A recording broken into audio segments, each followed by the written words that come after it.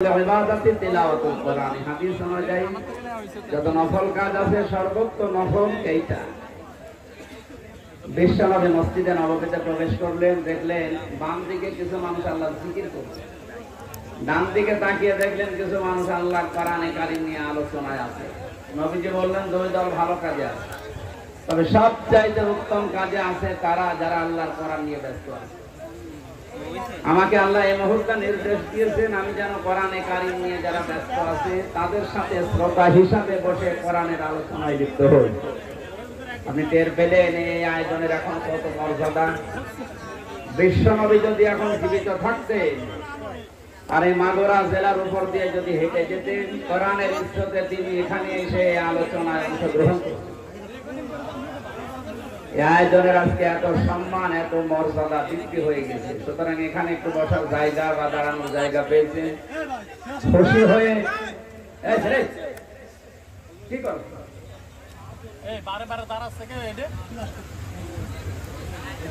আপনি বসেন, পরে করুন, বসুন।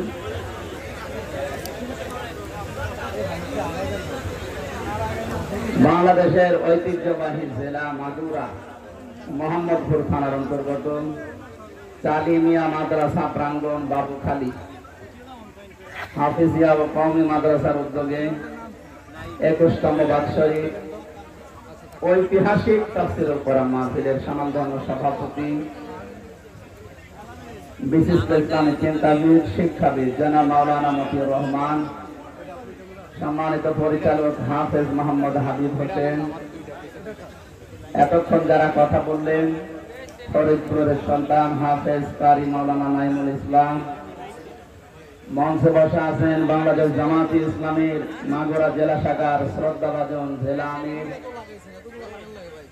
বসা আছেন আপনাদের মাগুরার কৃতি সন্তান বিশিষ্ট ইসলামিক চিন্তাবিদ আইনজীবী মুফাসসির কোরআন বড় ভাই জনাব মাওলানা জাহাঙ্গীর আলম, নাম না জানা অন্যান্য ওলামা ইকরাম, সামনে বসা মুসলমান ভাইরা, পর্দার আড়ালের সম্মানিতা মা এবং বোনেরা, প্রশাসনের ভাইরা, প্রাণ প্রিয় মাগুরাবাসী, দল মত জাতি বর্ণ ধর্ম নির্বিশেষে কোরআনের অনুষ্ঠানে আসছে যারা ইবাদত মনে করে এসেছে বলেন আলহামদুলিল্লাহ। এটা ইবাদত চলছে নাকি চলছে? নামাজ যেমন ইবাদত মনে করে পড়েন, নামাজে দাঁড়ালে যেমন এদিক ওদিকে তাকানো যায় না, কথা বলা যায় না, শুধু ফ্যান গণনা করা যায়। সব যদি আপনি মনে করেন নামাজে যে 7, 10, 15 মিনিট দাঁড়িয়ে আছেন সব নিষিদ্ধ, এখানে 1 ঘন্টা সময় দেওয়া লাগবে, সব নিষিদ্ধ। পারবেন না? ইবাদত করতে হলে ইবাদতের মতো করা লাগবে। যেখানে আছেন যদি ওই অবস্থায় আপনার জীবন কেটে যায়, লাতারকাবুন্না তাবাকান তাবাক, হে নবী যেখানে আছেন ওখানে থাকলে হবে না, আপনাকে উপরে ওঠা লাগবে। এক স্তর থেকে আপনাকে আরেক স্তরে নিয়ে যেতে চাই। বাচ্চারা যখন জন্ম দেয় দেখবেন ছোটবেলায় এই জন্মগ্রহণ করা বাচ্চাগুলো মানুষ ডাক্তারের কাছে নিয়ে যায়। ডাক্তার প্রথমে ওজন দেয়, মনে করেন 1 বছর বয়স আর ওজন হয়েছে 3 কেজি। কত? 3 কেজি বা 5 কেজি 1 বছরের ওজন। এই 5 কেজির বাচ্চাকে আপনি 2 বছর পরে আবার নিয়ে গেলেন, ডাক্তার আবার ওজন দিচ্ছে 5 কেজি আছে। কি অসুস্থ না সুস্থ? বলেন। জন্মের পর থেকে আমরা মনে হয় এদেশে মুসলমান হয়ে যেহেতু জন্মগ্রহণই করেছি মুসলমানের ঘরে, আর 96% মুসলমান এই দেশে আছে, এই কারণে এরকম অনুষ্ঠানগুলো আমরা অন্তত এদেশে আবহমান কাল থেকে চলে আসতেছি। আমরা কয়েকদিন আগে একটা জরিপ পেয়েছি, মক্কা থেকে মদিনায় ইসলাম যাওয়ার আগে মুহাম্মদুর রাসূলুল্লাহর সাহাবী এবং নবীজির মামাতো ভাই এই বাংলাদেশে ইসলাম অলরেডি নিয়ে এসেছিলেন। এই বাংলাদেশ, ভারত, পাকিস্তান এই এলাকাতে একটা মসজিদের সন্ধান পাওয়া গেছে উত্তরাঞ্চলে। তার মাটি পরীক্ষা করে দেখা গেছে এই মসজিদটা 1473 বছর আর এই 7 বছর কত হয়? 80 বছর। আপনি নবীজির জন্মের যে হিসাবটা আছে যদি হিসাব করে দেখেন যারা গবেষণা করছে তারা বলছে যেই সময় এই মসজিদের এখানে প্রতিষ্ঠা, মৃত্তিকা গবেষণাগারের রিপোর্ট অনুযায়ী বিশ্ব নবী ওই সময় দুনিয়ায় 3 বছর বেঁচে ছিলেন। তার মানে নবীজি এই পৃথিবীতে জীবিত থাকতেই এই দেশে ইসলাম চলে এসেছে। কথা বুঝতেছে? যেহেতু ইসলাম অনেক আগের শিকড় গেড়ে আছে এখানে, সেই হিসাবে বহুদিন থেকে কোরআনের আলোচনা ধারাবাহিক ভাবে এখানে চলতেছে, চলবে ইলা ইয়াউমিল কিয়ামাহ। এখন এটা দেওয়ার সময়, এখন কখন খাবো এটা? রামপুরের এলাকার মানুষ, রামপুরের এলাকার মানুষকে আমরা একটু উল্টা পাল্টা নামে ডাকি। আমরা খুলনা বিভাগের লোক, আমার বাড়ির এই পাশে কুষ্টিয়া। খুলনা বিভাগের যে 10টা জেলা, বাংলাদেশে যত জেলা আছে সবচেয়ে বেশি ভালোবাসি আমি এই 10টা জেলাকে, এরপরে বাইরে।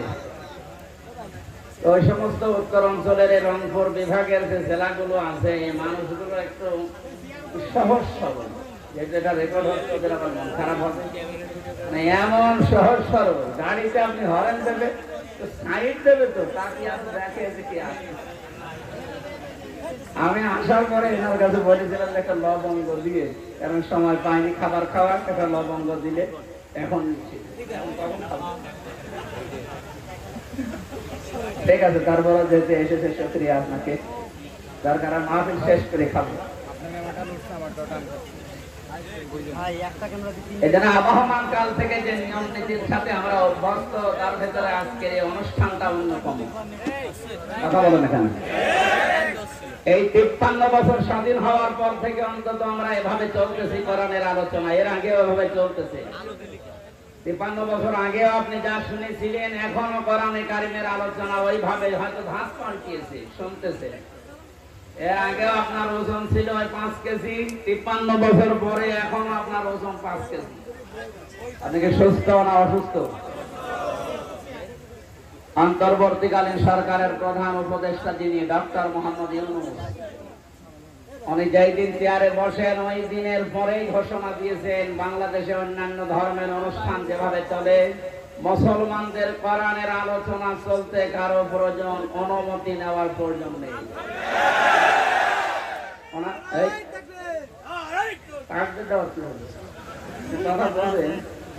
ওনার অনেক মতের সাথে আমার মতের মিল নেই, কিন্তু এই বিষয়টা এত ভালো লেগেছে, দোয়া করছি আল্লাহ এই কথাটার কারণে তার জীবনটা তুমি পরিচ্ছন্ন করে দাও।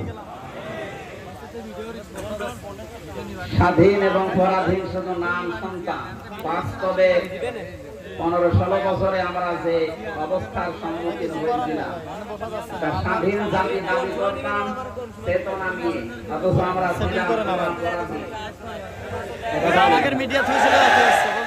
আপনাদের বানানো সংবিধান অনুযায়ী হলেও তো আমার বাড়ি কুষ্টিয়া, এখানে কোরআনের দাওয়াত দেওয়া, সংবিধান অনুযায়ী কথা বলা আমার অধিকার ছিল না। যারা দিল না ওরা কি শুধু আমারে বাধা দিয়েছে না কোরআনকে? ডাইরেক্ট ইনডাইরেক্ট যদি কেউ কোরআনে বাধা দেয়, আল্লাহ কি করেন তার বাস্তব প্রমাণ 5 তারিখ থেকে আজকের 4 তারিখ পর্যন্ত। একটা গান বানিয়েছে দেখলাম, কোথায় সে কাওয়া কাকু, কোথায় গরম গরম কথা। এর জেলায় যারা এরকম উল্টা পাল্টা ক্ষমতা গরম দেখিয়ে কোরআনের আলোচনা গুলো বন্ধ করে দিতে নির্দ্বিধায় ফতোয়া দেওয়া যায়, আপনি কাফের।